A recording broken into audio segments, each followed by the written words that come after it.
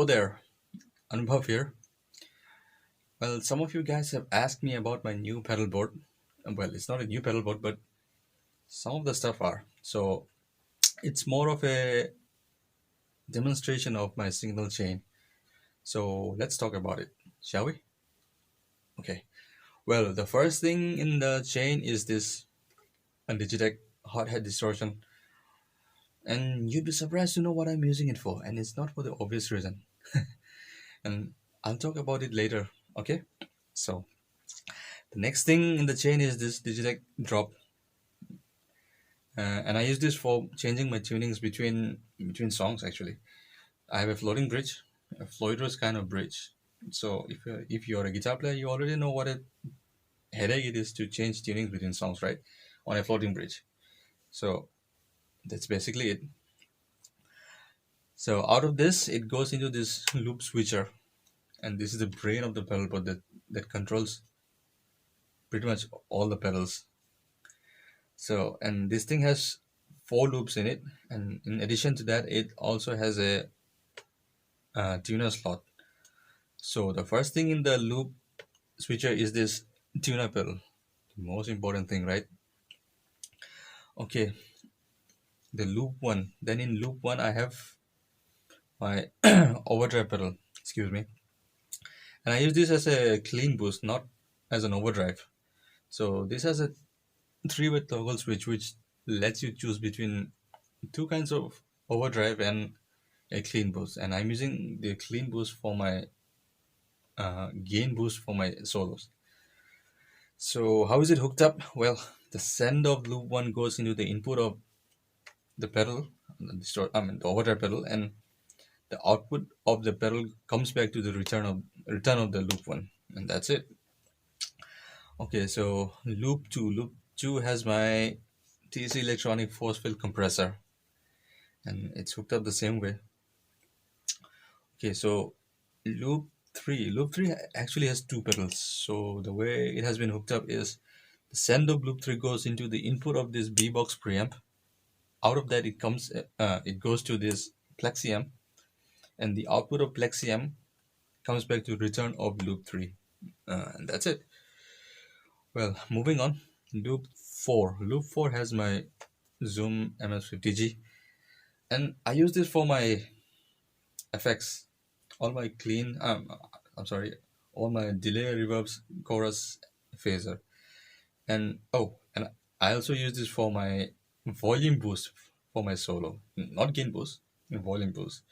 So what I've done is I've made a patch with an EQ, delay, and reverb. So what I've done is I've bumped up the volume on the EQ uh, to give it a little bit of volume boost for my solo. So that my rhythm and my lead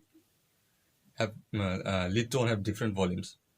Okay, so that finishes the loop section of the loop pedal. So the last thing in the loop pedal is the output.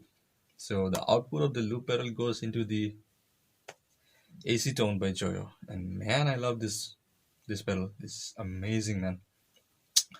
So out of the Joyo, it goes to my amp, or in this case, it's going into a mixing board, and I'm using a DI for that.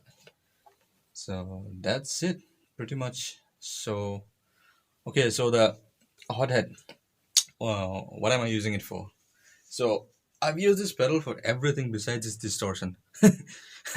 I've never liked the distortion in this pedal of this pedal. Actually, it's not bad, but it's not great either. So this thing actually has three functions.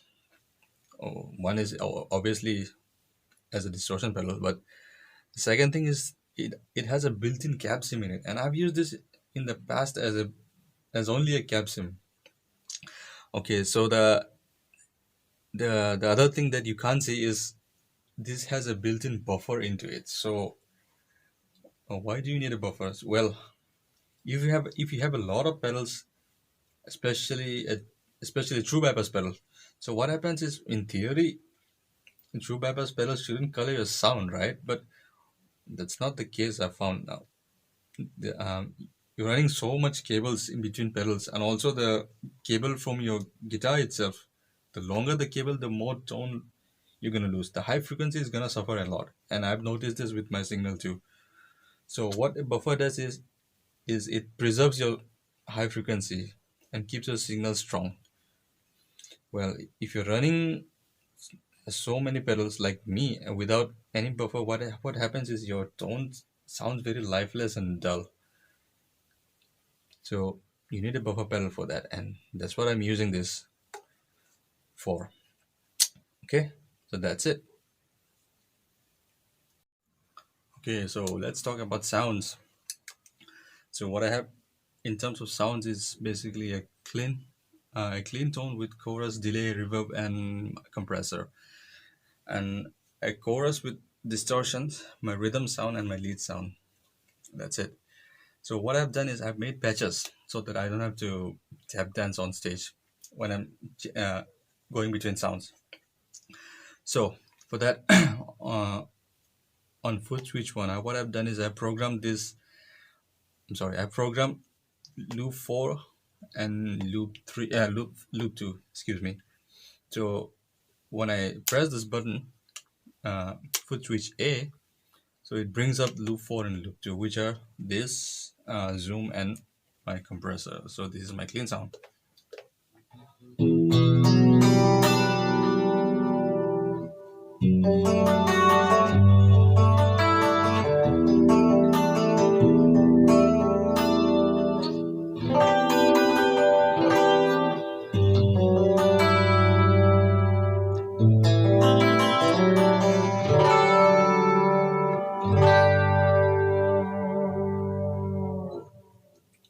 Okay, so next foot switch B.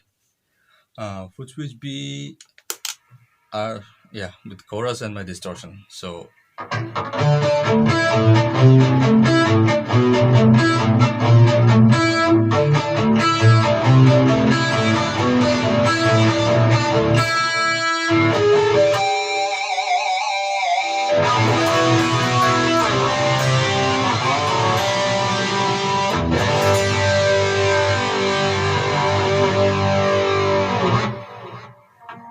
okay, moving on. On foot switch C, we have this two, which is my rhythm sound. Loop three. See the LED light up.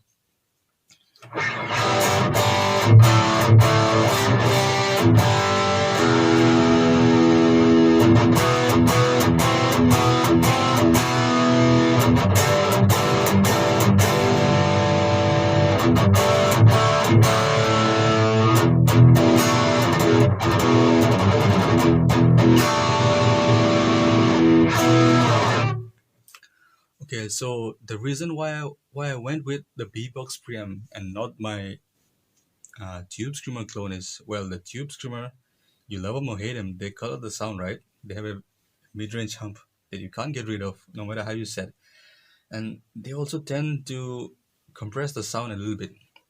And I actually like the sound of this pedal so much that I don't want to change it. So putting a tube screamer in front of it will definitely change the sound. So what I'm doing with this pedal is I'm just giving it a little bit of push.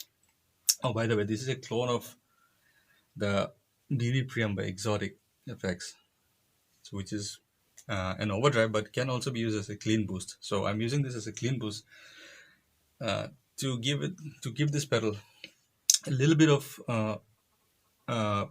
boost, the gain boost. Okay, but not any kind of coloration. So this is how it sounds. Let's see how it sounds without this pedal.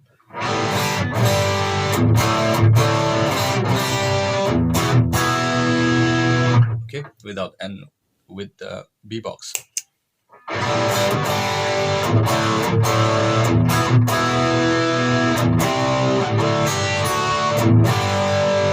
Once more without.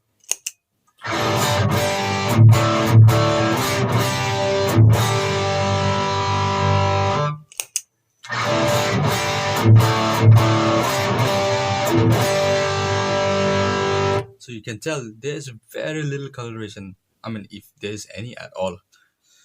Okay, so let's move on to my lead sound. That's on foot switch D, and those are the zoom, these two pedals, and my overdrive. So let's hear it.